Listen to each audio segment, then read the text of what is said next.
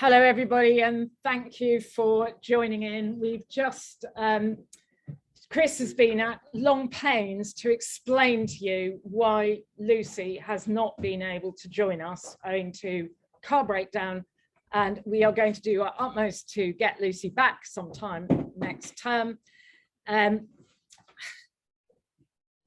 Just say why I invited Lucy to come in the first place. That may seem obvious. She's author of a red hot book, this book, Bitch, this year.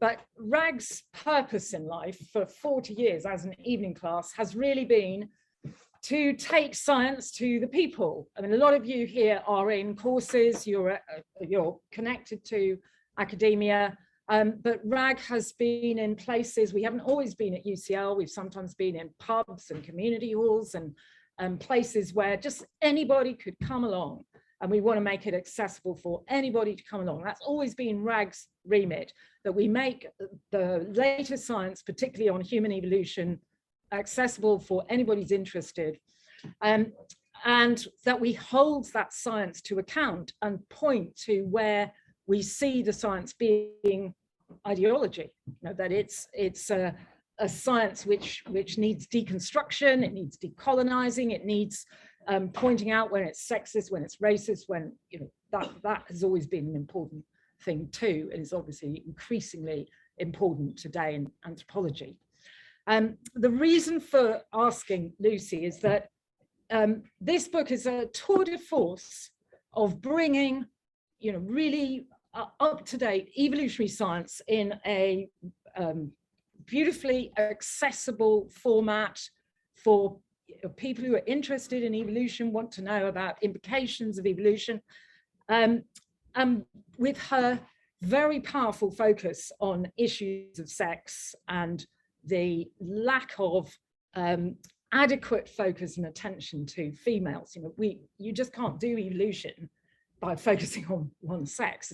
That's quite clear, and especially as we're getting much more aware in evolutionary science of the kind of gradations of sex, that there's much more of a continuum of the spectrum of sex. But since the inception of Darwinian theory, since Darwin, of course, ensconced in Victorian patriarchy, it was very hard for him, despite brilliant theoretical insights. He was, what Lucy says, he was kind of looking through a pinhole at a certain section of what that evolutionary theory was showing him of the world, because of his assumptions that came out of his background culture, his assumptions about females are, they're passive, they're coy, females just sit there waiting for the males to fight over them. He did work out the theories of sexual selection, that he was a real scientist who didn't deny the kind of evidence that he was always researching. He had to work out a theory of sexual selection for all kinds of what he called secondary sexual characteristics. And he was very worried by the fact that if you think of the useless peacock's tail, or the extraordinary kind of curly whirly type antlers or tusks that some of these amazing creatures that were coming, that what Alfred Wallace was discovering in Wallacea and areas like that. So Darwin was able to describe this kind of thing, but he was very worried that this was going in terms of female choice. This was something driven by females. It was something really extraordinary that would be females would be responsible for evolution.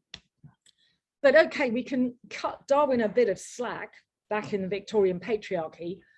But what Lucy's really been describing with her work is how that stubborn patriarchy, that stubborn resistance by evolutionary science, or by evolutionary science occluded by ideology, has kept the focus on males, kept it as the males most important, and just refused, if the females didn't fit to their models, these females must be somehow aberrant. So they're not, females behaving properly. They're kind of, we can just ignore them. And this, of course, is just ignoring the evidence under their noses, in their faces, and still happening, still evolutionary scientists, often male, but sometimes female, kind of dragged in the undertow, those scientists having to be dragged kicking and screaming into the 21st century, that evidently female strategies will be quite as important and as significant, and in some ways even more so than male strategies. So Lucy's been dealing with this, but she does so with, you know, so much fun, so many stories, so many anecdotes from her explorations.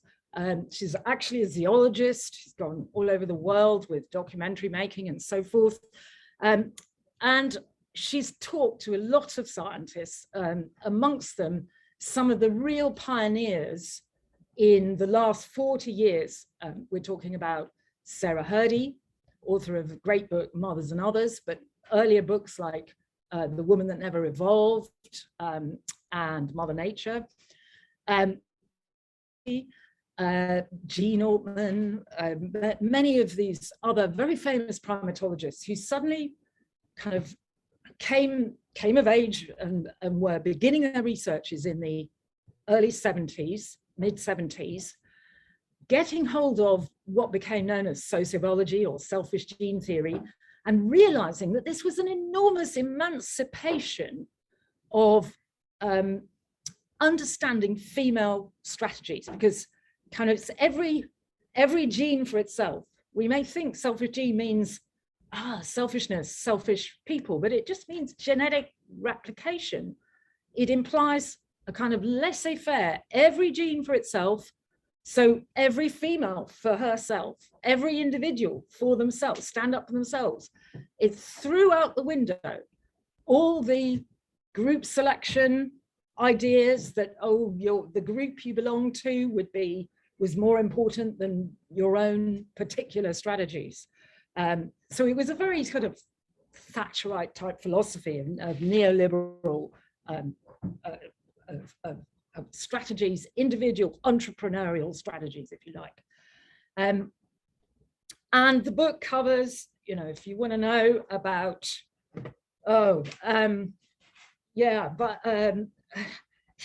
stories about owl monkeys nesting in poor Lucy's hair, and owl monkey orphans, I should say, little nurslings nesting in her hair, how to help male spiders survive sex with the females that are likely to eat them, and why most bird species have evolved beyond the penis. You know, they left penis behind as a bad idea. We can't keep up with the birds. There is just so much stuff, and Lucy's covering the range of animal species, genera, orders, a whole kind of gamut of animal behavior, which I can't keep up because she's a zoologist. From females behaving extremely badly, internecine, murder and strife, to compete for supremacy. So we can name check hyenas, we can name check naked mole rats, we can name check ruffed lemurs. You know, lemurs are the kind of closest company there in terms of primates, prosimians. And then all the way to females showing wonderful, you know, wisdom and the wonderful grandmother way, whale grandmothering, or elephant, you know, matriarchs, looking for taking their group through the hard times, the tough times, because of the cultural knowledge that they've accumulated. So it's a really splendid, really beautiful book. I'm so sorry she's not here to tell you more about it. I absolutely recommend the book for like Christmas presents, yourself, any intelligent person you know who wants to know about sex and evolution. This is a really great intro. Students, young women students coming for research or going to university degrees, absolutely will. So I'll do that hard sell with Lucy's book. Now, I'm not in competition with Lucy, but I'm using a lot of the same theory. And the last thing I want to be is in competition. We're very much going to be in solidarity, I'd say. We're using a lot of the same kind of theory, but I'm particularly applying it to human and hominin evolution. And in discussing how the theory works, principally kind of sexual selection, sexual conflict theory, which I'll talk a little about, well, that is my guiding viewpoint on how did human culture emerge through this process of kind of selection and conflict between the sexes, very much so. Lucy's covering huge numbers of animal species, but she hardly has any, and she talks about primates, most especially bonobos, as the kind of one of our closest relatives, who are really being recognized nowadays as a female dominant species. She's actually discussing bonobos with Amy Parrish, who was a friend of ours in the 1990s, who worked with bonobos in San Diego and was one of the very first people to recognize female dominance in bonobos. Amy worked with Frans de Waal, who many people may have heard of. And Frans de Waal, who's done a lot of writing on bonobos and the difference between bonobos and chimpanzees, how bonobos really, females in control of social situations, females using sex to bond, Gigi rubbing, hookah hookah, which Chris was describing in graphic detail not long ago. And the females bond to keep any possibility of male violence or male, just that zero tolerance, stomp on male violence. And in particular, if any male even remotely threatens an offspring, no way, it's not going to happen. What's very interesting with the bonobos, they are unrelated females. They're actually creating these sexual bonds, even though females migrate from the natal group into the group where they're going to reproduce. So that is as close as Lucy's really getting to the hominin lineage, bonobos being our as close relatives of ours, or perhaps even more so on genetic evidence than chimpanzees, which would imply that maybe bonobos have a certain amount more of they're more like the model of the original common ancestor of ourselves and chimps and bonobos, potentially. That is what that could mean. She has a nice bit where Frau is talking about doing a talk on bonobos at some university, and there's an old German professor there listening to all this stuff about the males getting beaten up by the females and saying, what is wrong with those males?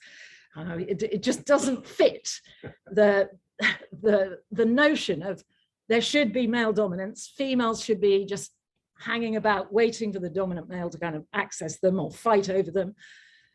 And that's what females do, isn't it? Well, at RAG, we've for a long time been working on female strategies as critical for the emergence of symbolic culture. I've shown this painting, rock painting from the Drakensberg in Southern Africa before, but it's just standing as an example of culture and symbolic culture and what is absolutely revolutionary about humans by with any other living species, that we are inventing and occupying and accessing a completely virtual world, but a virtual world that we share with each other, a world of imagination that we can create and construct. So, there is this enormous jump somewhere along the hominin line where we enter this symbolic sphere. And say what that picture is. Well, I said it's from Southern Africa. If I go down the road of describing it all, it's going to take too long. But it's believed to represent a girl's first menstruation, and we'll come back to that. We have shown it a couple of times in class. I'm really wanting it to stand for symbolic culture. It's like another world. It stands for another world. And as far as we know, we have no evidence that animals live in another world. They're very much in this world. Non-human animals, very much in this world, looking for their food, looking for their mates, listening for predators. They've got to occupy this space. But we don't, we did something else. So how did this occur? We think there must have been something revolutionary, social and revolutionary, and that social revolutionary creation of the other world had something to do with sex. And in particular, let's just talk about sexual conflict. Sexual conflict theory, been going back to the 1970s with Parker there, talking about difference in evolutionary interests between males and females. And because males having sperm, females having eggs as a kind of fundamental basic difference, because the difference manifests in many, many different ways with different species, they're usually getting genes into the next generation by rather different means. Okay. So this is a cycle of what happens in evolution with sexual conflict. You start with, there's reproductive, this is where it's kind of Darwin and all the Darwinians start, reproductive competition among males. They want to get their sperms to some female egg, they're in competition for that. Anything that helps the males to get the sperm to the eggs, that is going to evolve, that is going to be selected. And what can happen for females is there are actually degrading results from the males' efforts. The males are trying so hard in various ways to access the females that this can actually be deleterious to the females. The males may produce toxins in their sperm. They may use traumatic means of insemination. They may use forms of coercion. They may take time away from females from their foraging. They may do all kinds of things that can depress fitness for females. And then there will be a selection process in females to counteract whatever is happening that the males are causing female fitness to depress. And that selection process causes female resistance, males trying harder, females resisting the harder males try. So we get a decrease of fitness, but female efforts to resist the males may help increase. So we've got this constant tug of war, pulling and pushing between the sexes, and sexual conflict is described in terms of an agonistic co-evolution between the two sexes. There's always going to be pressure on the males to be able to find more females. There's always going to be pressure on the females to be able to evade any costs of sex with males, which can be all kinds of forms of cost. So let's just have a look at some of the kinds of resistance and forms of antagonistic co-evolution that are well known.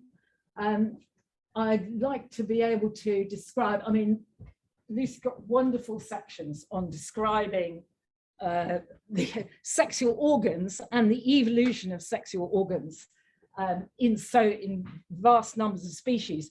Now, as she says, there's been a huge amount of attention to penises, whereas vaginas, if we call them that, have been kind of neglected. But vaginas have enormous variety of forms, which are often in response. And here we can see, this is the penis of a bean weevil, which is used for, it's like a weapon. Insect sex is like, this is insect. It's insect sex just being weaponized. For males literally forcing themselves, traumatically inseminating females. Females may be close to actually potentially dying or being very severely injured out of that encounter. perhaps only able to mate once because of the degree of injury and trauma that's happened. So this is the kind of antagonistic co-evolution, and females will operate various strategies to escape, sometimes by pretending to be males themselves, or changing any orifices or any of their organs in response to the forms of the males. And we have examples like the water strider, those water striders you see sometimes on the surface, they're kind of beetles that you see on the surface of water, where males will literally grab hold of females and sit and just wait and for weeks, months even, sitting there, hanging onto the female with these grippers, with these kind of grasping features.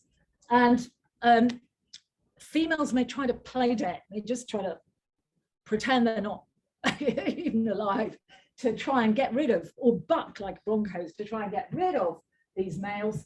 And then they also have an antagonistic of little kind of ways to get rid of the male hooks, so that they've got these kind of they can flick the males off if they try to. So this is just, each sex is kind of evolving its different little tools against the interests of the other sex, practically. Oh, and this is, yeah, desert scorpion. We had a lecture last week on praying mantises, which was of the symbolism of praying mantises and the cosmology, but Ian did, in his lecture last week, talk about praying mantis females and their carnivory of their mates, the males who have to creep up on them with the wind in the face so that the female doesn't hear. Spiders as well, many examples of male spiders who have to perform all kinds of, basically they're going to be seen as food if they're touching or tapping on a web of a much bigger female. They may have to perform all kinds of maneuvers or stroking or touching the female to get her into the mood to just mate and just get relaxed enough not to actually eat them. And there are several species of spiders where males may leave sexual organs there producing the sperm as mate, even as they're being eaten at the other end. Desert scorpions, another of the arachnid who will have a lot of this cannibalism. So these are all aspects of this battle between males and females, insects and arachnids and so forth. When we start talking about parental care, because in these species, we really have a very little aspect of parental care. That insects laying eggs, maybe there's some guarding, but basically, if the eggs are outside the body of the female, and either in the case of fish, we can have, for instance, situation where either the male is often left as the guard. We have the examples like seahorses where the intromission, the actual fertilization, occurs in a nursing pouch which the male carries. So seahorses turn out to be wonder dads, female seahorses producing the eggs, but actually the male seahorse will be the one who's pregnant. So we often get the example with fish that males may be the ones doing all the investment of the looking after of offspring. In the case of birds, we've got a lot of evidence for pair bonding. They're some of the most pair bonded amongst all the species, and but nevertheless, that pair bonding can be highly deceptive, and that doesn't mean that there isn't a lot of conflict going on between male and female birds. One of the very notable evolutionary theorists that Lucy talks to and who we know and have met, is Patty Gawati, who did a lot of work with bluebirds, southern bluebirds in the States, way back into the 70s, 80s. And she this was the era where nesting birds were assumed to be, females were always faithful to the males at least, and that it was really monogamous. But she produced evidence from observation that bluebirds were, female bluebirds flying out of their nest to go and mate with males elsewhere. And she just produced so much empirical evidence of this.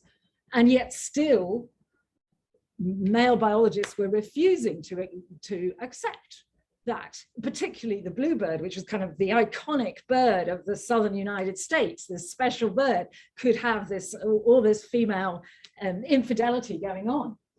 So there are many examples of Patty Gawati started differentiating social monogamy from actual physical, genetic monogamy. This is a different thing, potentially.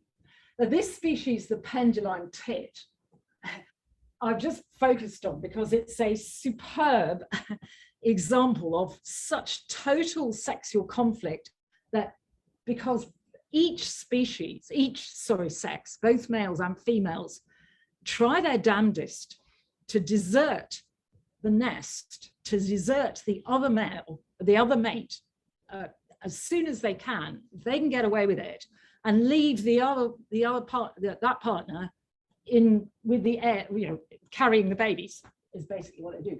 They make this beautifully woven nest, long nest, a bit sort of like weaver bird style nest. They're Eurasian birds from Central Europe mainly.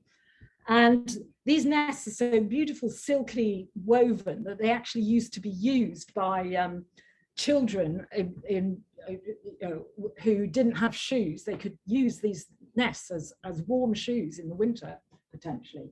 But what each sex, the male and the female, is watching, is the male and the female maybe helping to create the nest. And then the female pops in and starts laying eggs, and she absolutely doesn't want the male to see or know how many eggs are there. And she really flies in his face, beats him up, get away, go away, go away. But he's watching every move, because as soon as she's stopped laying the eggs, she might go. And he's then he's like holding the baby. He's then faced with a choice. Do I stay? Do I go? And there is a kind of variation of strategies between, mostly it's males who manage to get away and leave the female in control, in holding the, having to do the work, the raising. But as the season goes through and it's late in the season, quite often the females will leave the males there. But what is also happens in this situation of this sexual conflict is that maybe a third, as many as a third or 30% of the eggs never make it because they've just been abandoned. So this seems like incredibly what waste, there's such an epidemic of waste because of this antagonistic sexual conflict that each individual is going to try. They're very polyamorous birds. They'll mate several times, 5 or 6 of the other sex, each one of them. So we just got a little look through some of the kinds of sexual conflict. I really wanted to I was going to draw on a bit of Lucy's material on ducks. Do you know about ducks? This is another wading bird that we'll come to in a minute, but ducks you watch in the park. Does anyone know what's happening with those ducks? I haven't got the full deck of slides here, and if you actually see what a duck penis looks like, but even more wondrous and extraordinary are the duck vaginas, because they're like corkscrewed. The penis is corkscrewed around one with incredible curly whirlies, and the duck vagina is like corkscrewing the opposite way around with all kinds of dead ends and in alleyways, and just kind of leading the penis in totally wrong direction. If you notice duck behavior, this goes for mallards, it goes for a variety of mandarin, it goes for a variety of ducks, large number of duck species, I believe. You often see females just being pursued by males, and they're just intent on getting to her, forcing her, pinning her down and having sex. They're often in gangs, 2 or 3 of them. Ducks usually do have a pair, but usually have a female duck will usually have a male for someone who's going to act like a hired gun, sort of guard her from all this pursuit. But a large number of duck copulations may not be within the pair bond. But what is quite interesting is that research has shown that despite that, a very large amount of duck fertilization is with the pair bond. And this is because females are able to exercise choice. They're able to change the odds of the likelihood of the male duck, drake, actually fertilizing them. If they don't want him, despite the fact that he's kind of pinning them down, they are leading his sexual organs up up the garden path to the wrong place, basically, with the design of the vaginas. What is particularly interesting about birds, which I learned from Lucy, is that most birds don't have a penis. Most orders of most families of birds have cloacal sex. So what's known as a cloacal kiss, which is just basically a hole put on a hole to transfer sperm to the eggs. And the issue with that, the feature of that, is that a female is able to choose. She can't be coerced. She can't be forced to have sex. If she doesn't want it, she just takes the position that the male cannot put his cloaca onto hers, and it doesn't work. So what's really interesting is that although it was thought cloacal sex is more primitive, it turns out to be the other way around.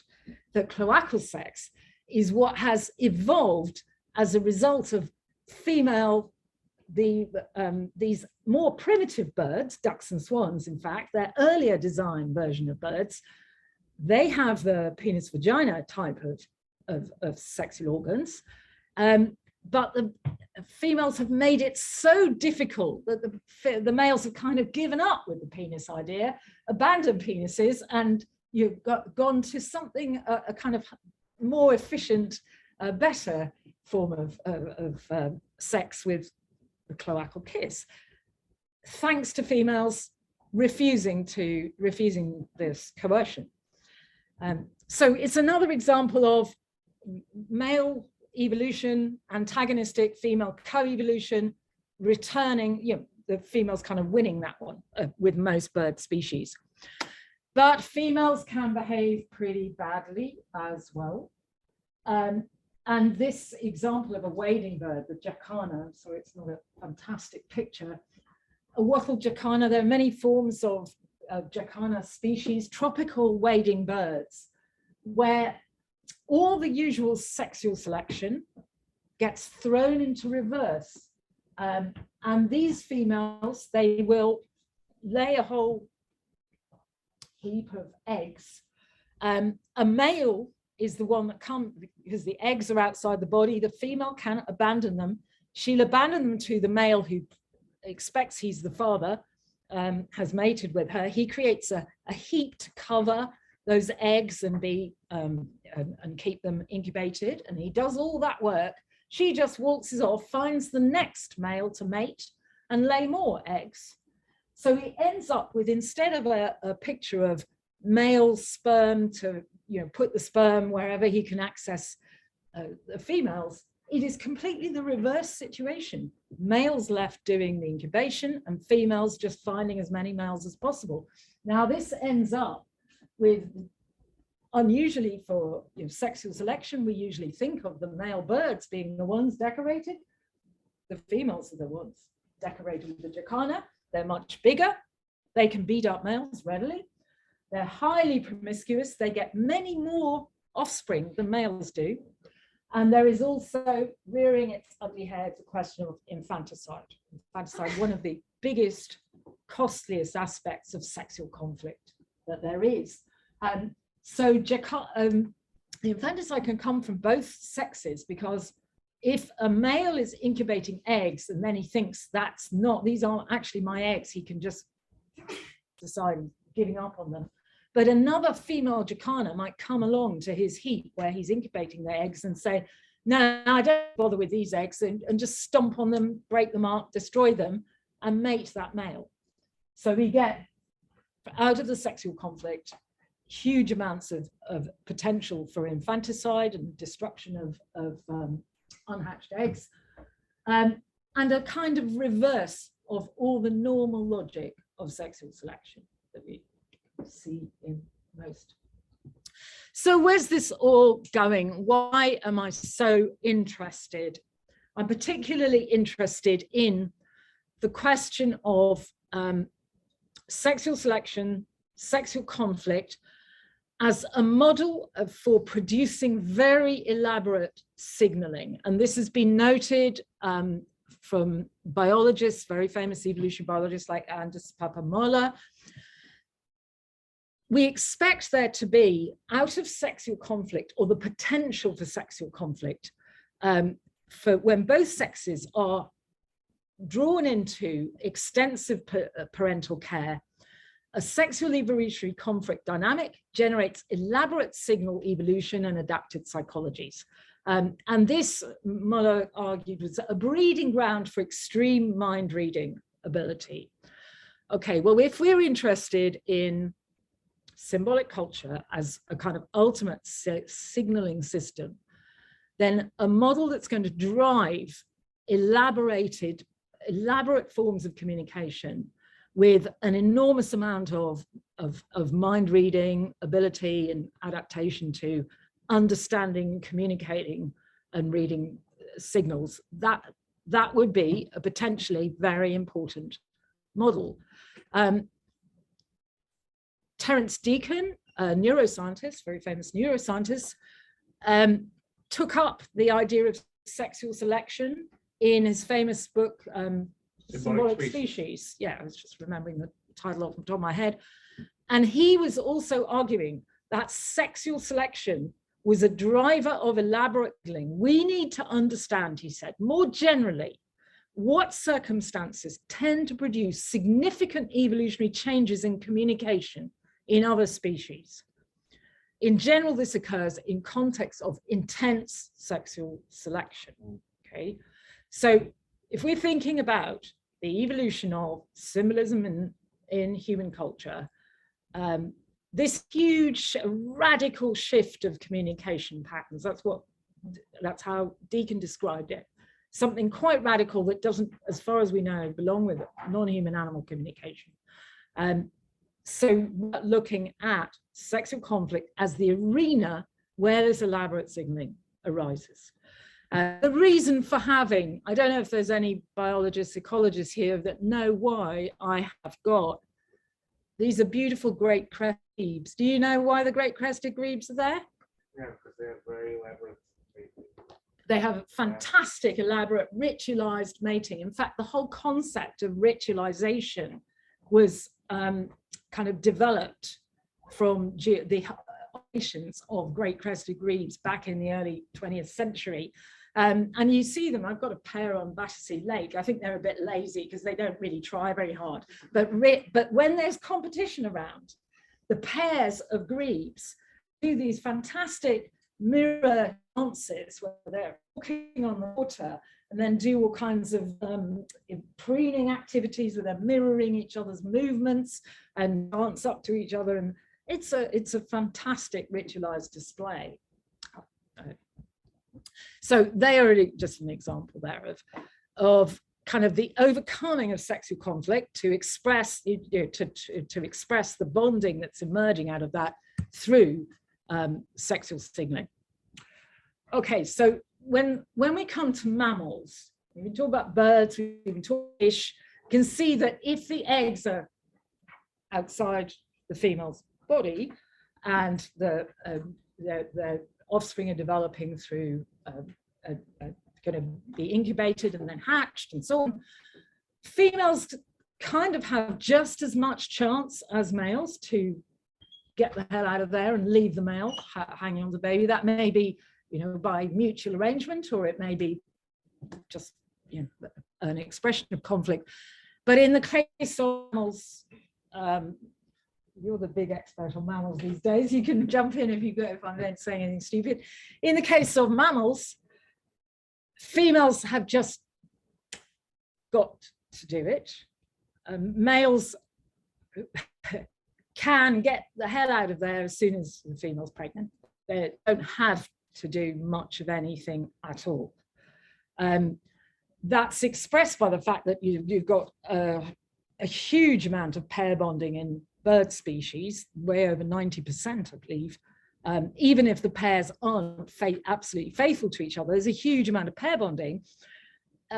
With mammals, that's more like 3% or something, because, you know, it's going to pay a male to find if a female is engaged in a lengthy process of gestation, through gestation and then lactation, and this may be a very lengthy process as soon as we're talking about primates, of course, but not only primates, then the male, is he going to wait? Why would he wait? He's going to go and find some other female, potentially. And that's all dependent on all kinds of different ecologies, contexts, seasonality, and so forth. But sexual conflict in mammals is kind of built in. It's just part of the story. And female mammals have really bitten the bullet of, by default, doing all the work. There's not a lot to expect from males. Or maybe not. Maybe there is something to expect from males, but we can't necessarily expect it. And yeah, that's the sort of basic position with mammals. And what I'm showing here are famous pictures. In fact, I think Lucy had this picture in her, it was in her I've got the same slide. It's pretty much the same slide, yeah. Because this is young Sarah Hurdy doing her observations of langur females here, langur, Hanuman, langur temple monkeys from India, Nepal, that part of the world. And she was really amongst the very first to observe, if you can see here, this desperate chase of two older females. One of those is a very old female, probably a grandmother. This male, a male that's invaded the troop, has grabbed a very tiny baby and is basically going to kill it, eat it, definitely kill it. And there's very little, although they try, that these females who are likely related females, they can't do much about it. They try because that infant represents a huge cost for the females who've gone through pregnancy, have been breastfeeding the infant, and langur females are devastated when this happens. And yet the male who's done this, within a couple of days, the mother of that infant, she may return to estrous cycling, and within a few days she may mate the very male who's killed her baby. Sounds like pretty grim. Yeah, it's pretty grim. That is extreme levels of sexual conflict. The male, I mean, there were a lot of discussions, I can say more if you can chip in, a lot of discussions about this being pathological behavior. People who adhere to kind of group selection say, oh, well, these, you know, the males, if males are doing that, it's because they need to control the population.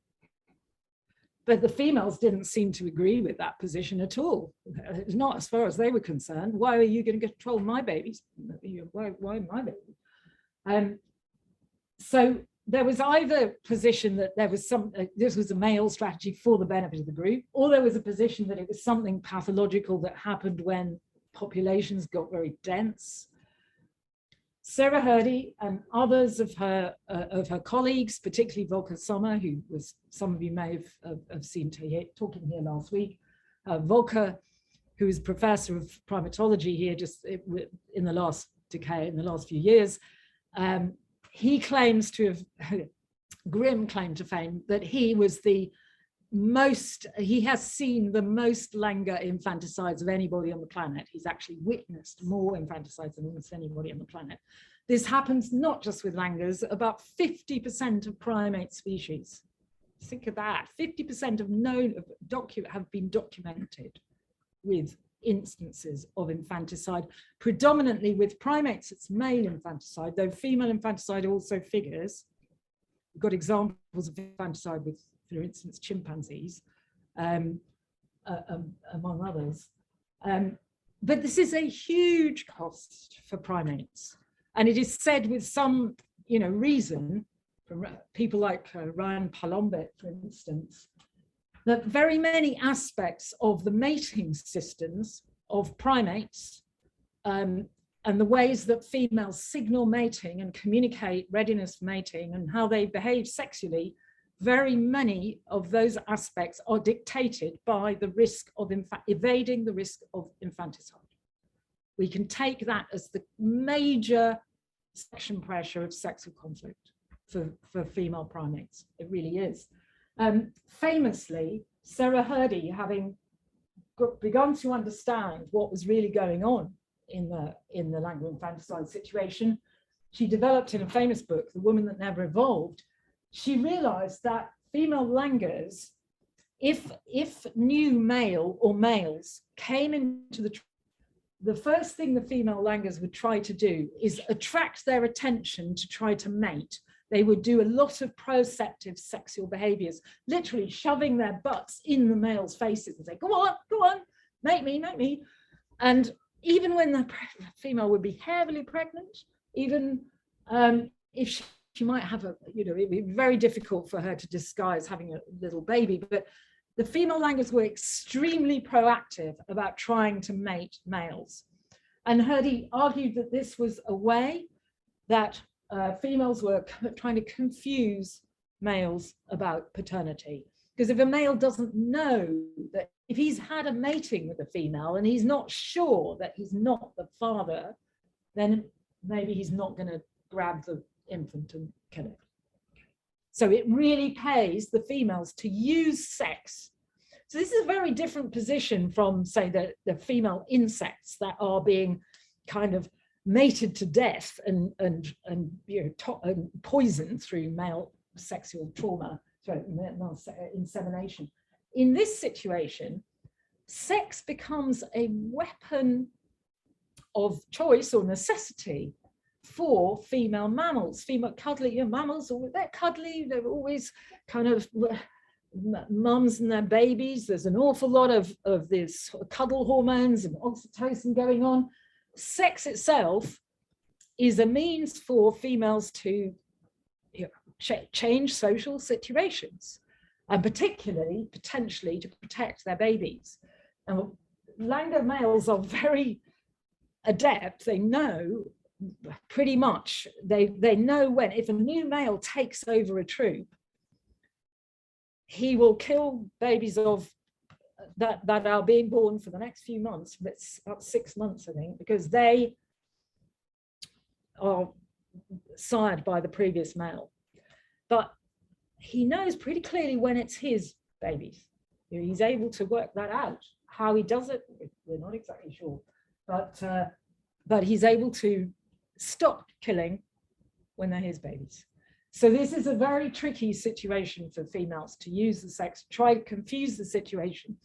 But what they can try to do is by, if they are very seasonal breeders, if for instance, rains bring a lot of food at a particular time of year, all of the females start to cycle together and they're fertile together. It's very difficult for one single male to come into the troop, but all the other males who are bachelor males want to come into the troop as well. So females have ways and means using sexuality, potentially using synchrony, to increase the number of males and the possible fathers of offspring. And in that situation, their infants may be a lot less vulnerable to infanticide. So we can see that females are having to use sexual strategies for their infant protection. Anything I've left out of that? Okay. I think another common strategy from what I've read is they mate with a lot of different males to increase the. Oh yes, they will. No male is sure which one's. Yeah, male confusion. So, they will mate if they possibly. They'll mate with as many possible males and make sure that paternity they confusion. don't know which one's which. Totally. Thanks. Yeah. Okay, so we can discuss particular primate species and the levels of infanticide and ways that gibbons, for instance, female gibbons, many different gibbon species may have ways and means of allaying infanticide risk by doing a kind of hop over the fence strategy that I do a bit of mating with the neighbor male, so that if I get left as a widow by my male deserting or something, he doesn't muscle in. The gibbon female may have many years of lactation to raise her offspring. So if she it's another strategy of paternity confusion. So rather than assuming that pair bonded gibbons, who are usually held up as monogamous primates, well, actually, there may be strategic sex going on there, which is allaying the infanticide risk. There are many, many such varieties of strategies. Now, if so I'm gonna come through this fairly quickly, since I did some of these slides before for you. If infanticide has been a risk for 50% of primate species in human evolution, infanticide and the sexual conflict type of strategies arising around the risk of that would also have figured seriously. We, as a species, I don't think we've removed infanticide as a risk, that's for sure.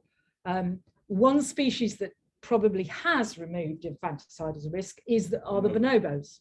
Bonobos really, the female bonding that's going on with their GG rubbing, their ability to cow and intimidate any male is almost surely geared to offspring defense, to just, you want to harm my baby, don't even think about it, just don't. Bonobos have done fantastically in that. If we think about African hunter-gatherers, I think they're probably, as kind of, African hunter-gatherers are, 21st century people today, but there's very little evidence of infanticide by males on African for young children in African hunter-gatherer groups that I know of. There is the amount of babies being either abandoned or killed is more likely to occur if a mother has given birth and she makes a decision that this baby is just not going to survive, and she may then make a decision about it. That is the most that I know about with African hunter-gatherers. But how does that arise? How do we get to a situation where humans really did eliminate that level of risk and aspire to something like a bonobo ability to reduce infanticide risk?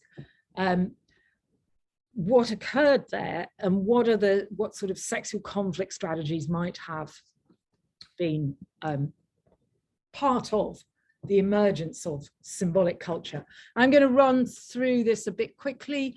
The main thing, which I talked about a couple of years ago, and this is a rather old-fashioned slide I've got here, but it shows the same basic question here.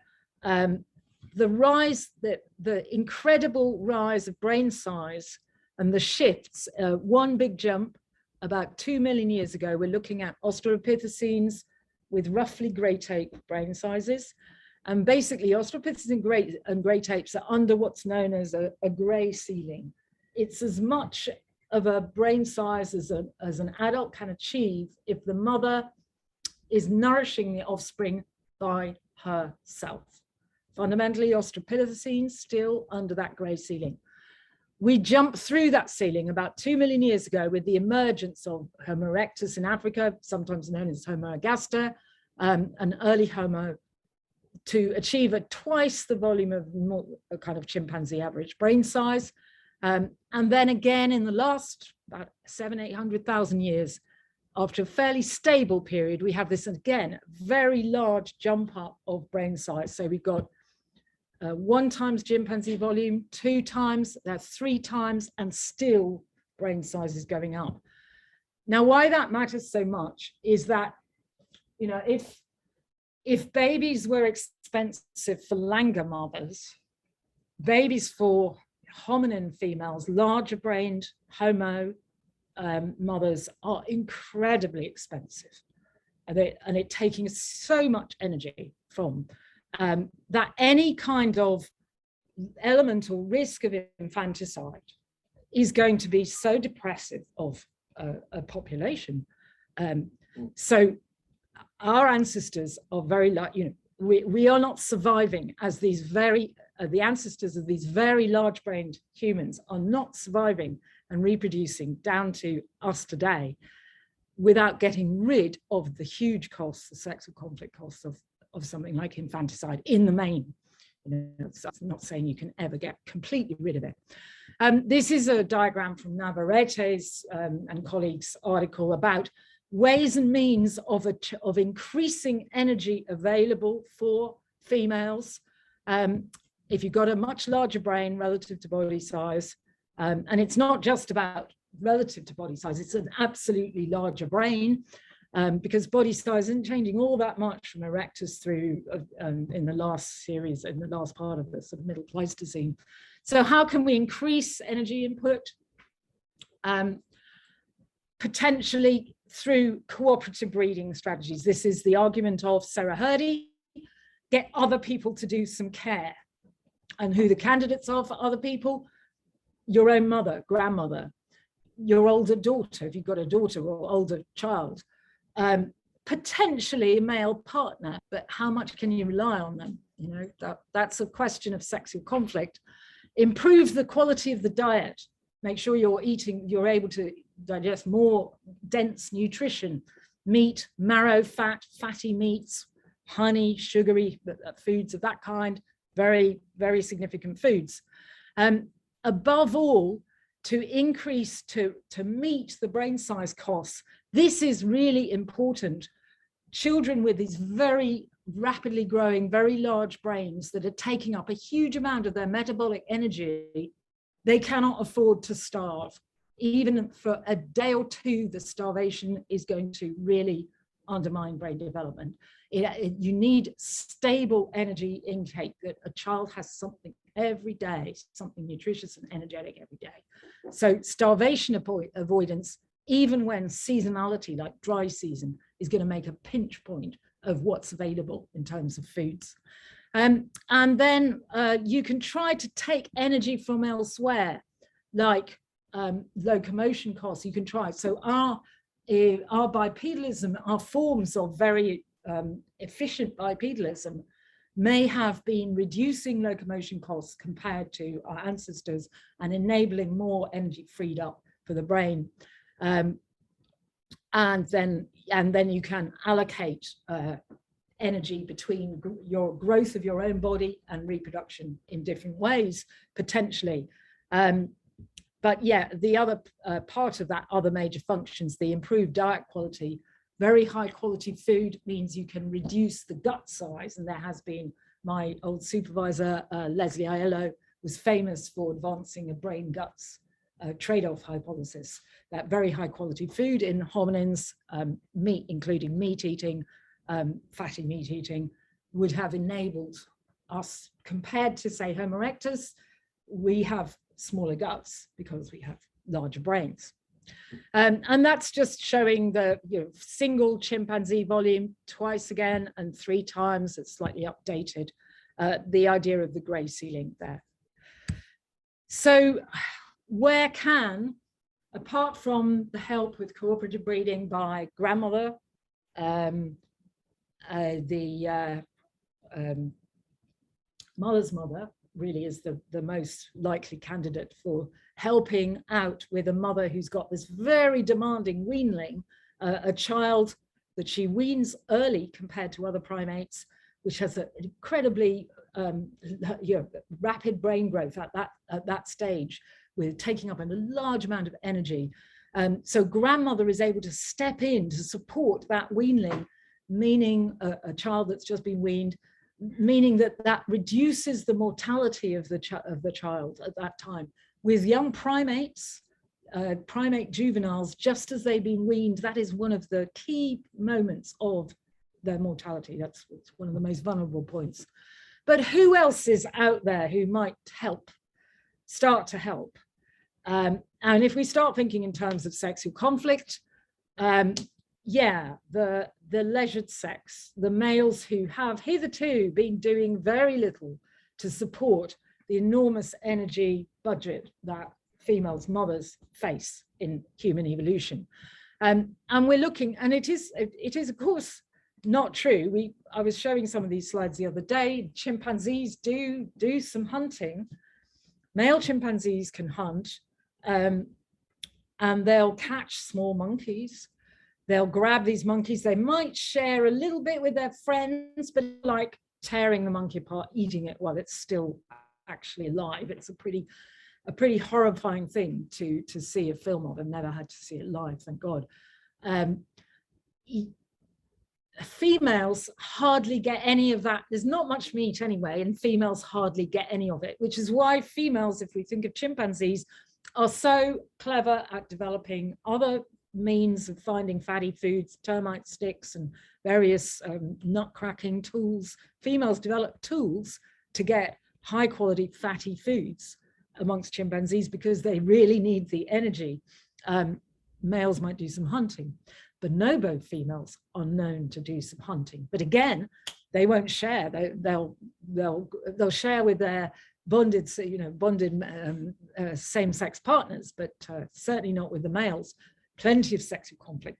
Here, we are seeing an astonishing picture compared to the backdrop of primate behavior of men, hunters, who've got hold of this by long effort, hours and hours of work or days of work in the scorching heat of the Kalahari. These are coal hunters, and they're carrying back a gemsbok over many, many kilometers.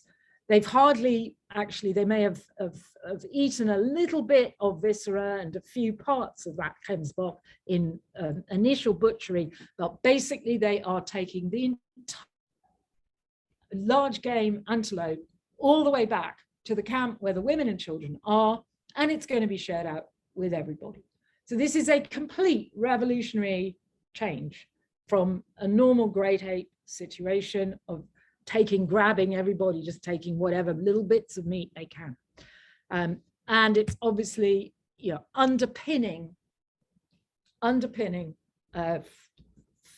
female energy requirements for the very large brained offspring. So what did females do amongst many potential strategies, but this is like the key strategies to influence males to do that sort of work, do that sort of cooperative work for them. And this is where, and it's out of this sexual conflict basically that I read symbolic culture emerging. If we just look at modern humans, us women all over the world today, our sexual signals, concealing ovulation with ability to have sex or not at any time of the cycle, pretty much. I mean, many primates are fairly limited to estrus periods to have sex and not interested for a lot of the rest of the time. Chimpanzees, for example, with large estrus signals, really not interested, or not even capable of having sex outside estrus period. Bonobo's different, a bit more similar to us in having a very extended, what's called pseudo-estrus, can be called pseudo-estrus. They're not really an estrus, but it looks as though they might be. Bonobos are, again, nearly our rivals in ability to have sex almost at any time, even if they're pregnant, even if they've got infants. But what that effectively does is removes the information to males about just when are the moments of fertility. Males do not have a good cue about exactly when a female is pregnant for amongst women. I mean, sometimes if you have male Ovulating. ovulating. Sometimes if you have male partners might think they know when girlfriend's ovulating, but he probably isn't right. He's probably having a guess, and he's probably pretty, maybe not. There is a bit of conflicting evidence on that, but fundamentally human females are designed to confuse, just like those langurs who also have concealed ovulation. They hide ovulation. They are doing their utmost to confuse. We have been built in rather the same kind of design as the langurs. We're obviously very different physiologically, but the same kind of signaling system, confuse the males. But we have this, still got this big signal that is a bit of a giveaway. And it isn't originally a signal. I would take another talk, which I've done on occasion, to describe the evolution of menstruation fully. All anthropoid primates, monkeys, apes are menstruate, not the prosimians, not like the lemurs, they don't, but new monkeys and apes, they menstruate. There are a few other species, including some bats, spiny mice, elephant shrews, species that are being used now as models for study of all kinds of problems and with menstruation. The menstruation is a giveaway. If you're amongst a group of females and one female's menstruating, but the others are pregnant, lactating, or else menopausal, it's quite clear males will know those are the females that are the ones to potentially bond with. And if males are not reliable partners, then those are the females that they may want to hunt for. They may want to go and bring flowers, bring chocolates. They may want to bond with those females. So this is a situation that's going to arise, and we call it female cosmetic coalitions.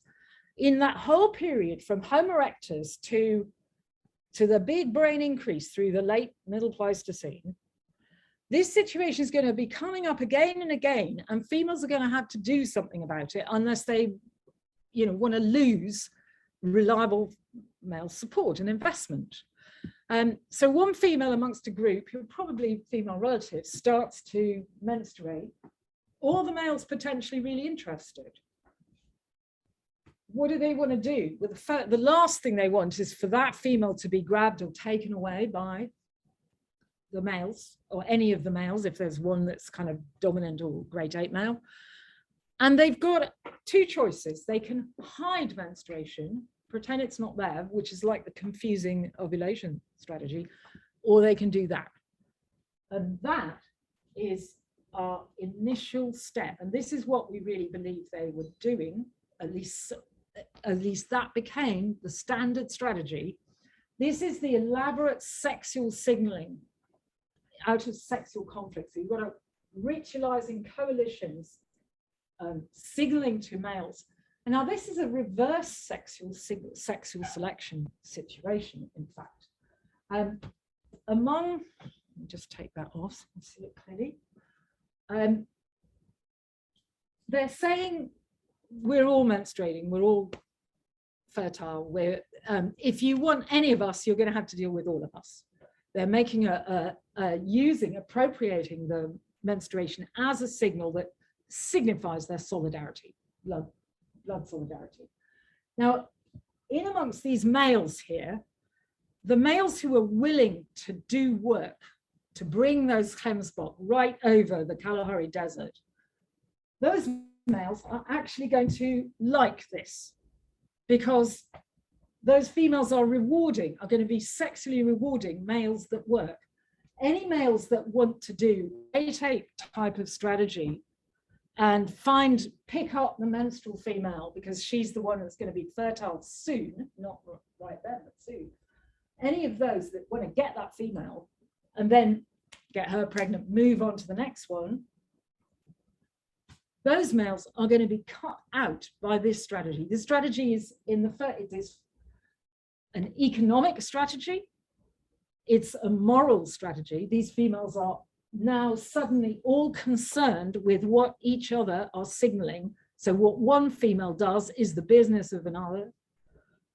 And it's a symbolic strategy. Something that isn't actually blood is being made out to be, and it's being shared as a fiction amongst that whole group, that whole population. So we're reading that model as, and we've got an example which I showed you a little bit a couple of weeks ago, the famous picket line or ritual celebration for Himba women using red ochre pigments. And I'm just going to go, because I'm not going to explain all of these particular examples, but where the symbolism is really emerging is out of female resistance to any male that tries to push the line and say, no, that female's really the one who's menstruating and the others aren't. Any male who's trying to do that isn't playing the game, and he's not joining the human race in the symbolic realm. These females are going to be saying no. They're like on strike. And how do they do it?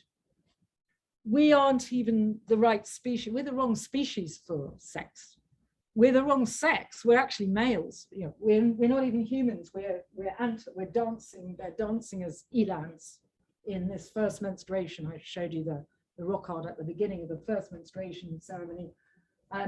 So females are creating a symbolic pantomime of being non-human, being opposite sex, actually acting as males. Here's some Hadza young women dressing as hunters, hunting after males, hunting after youth. And yeah, and wrong time, which is, we're not fertile now, but soon we will be. And that's Fulton's rock that we saw right at the beginning. And I was taking it as emblematic of a symbolic culture, but it is an image believed to be of a girl's first menstruation in the menstruation hut there, the girl under the cloak, and all these women dancing here in the guise of elans, mating with the girl in the hut, this famous elan dance, elan bull dance, so-called. And all the hunters have got to pull away, take their weapons away. They can't come anywhere near to the girl. They've all got bars across their penis. They're under some sort of sexual taboo, is what that is. So we're getting, but if you can appreciate here, because there's a kind of mutual sexual selection, the females are selecting males who are willing to go hunt, bring back food to the males are selecting, there's a kind of reverse process of normal sexual selection. They're selecting females who decorate themselves and perform in this way. So there's a kind of mutual assortative mating, if you like, on this. The old kind of great ape style dominant males are being pushed out of the system in this, amongst these very egalitarian hunter-gatherer type systems. And I'm not going to go on much further, but to just give the predictions that are coming out of female cosmetic coalitions or so-called sex strike hypothesis. Our earliest evidence for symbolic behavior will actually be seen in the archaeological record as a cosmetic, an industry pigment of red pigments, particularly blood red pigments. And that's what we should see, according to this theory, in the archaeological record of African emergence of modern humans. We expect that emergence to happen in relation to encephalization, how much the brain size is increasing, because that is what puts the pressure on females. They need energy, so they need to signal that to males. We're not cooperating until you can do the hunting, do the investment for us. And we've got these symbolic constructs of wrong sex, wrong species combined with bloodshed, menstruation, and lunar connections to lunar periodicity will be an important part of cosmologies. And I've got with us in the room today one of the world's experts on the ochre record, but I'm not going to go on here. I've got archaeology pictures. I'm not going to go on, but we'll just leave that slide there. We have no, actually, to our knowledge, no other evolutionary or Darwinian hypothesis to explain the presence of red ochre in the Middle Stone Age. And we think the sexual conflict model of this mutually kind of assortative sexual selection, ritual signaling fits the bill for why the red pigment is there and where it started. Okay, run a long way through that. Well, I'd say bravo. Slightly